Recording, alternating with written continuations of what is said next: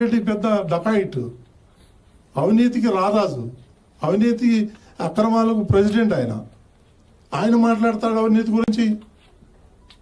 ఎక్కడో 30-40 కిలోమీటర్ల దూరంలో అవుట్స్కర్ట్స్లో ఆయన వెంచర్లు వేస్తే ఆ వెంచర్లకి టీటీడీ సొమ్ము నుంచి సిమెంట్ రోడ్లు వేస్తాడు. అట్లాంటి వాడు మా గురించి మాట్లాడేది. పెద్ద గజ దొంగ. వెళ్తాయి టీటీఆర్ బాండ్లో, పోతారు లోపలికి, జైల్లోకి వీళ్ళందరూ.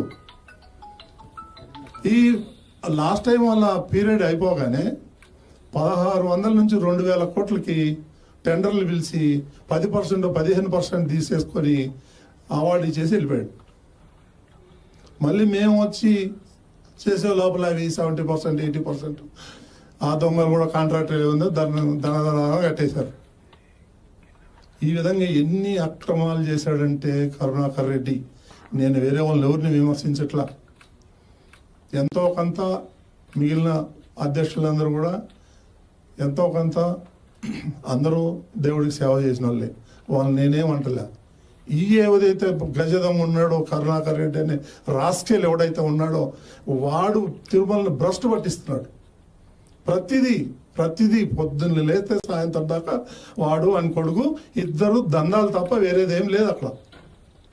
వాడేదో పెద్ద బీరాలు రమ్మంటే ఛాలెంజ్ చేస్తారా? నీ ఆయంలో ఏమేమో అవినీతి జరిగిందని నేను ప్రూవ్ చేస్తా.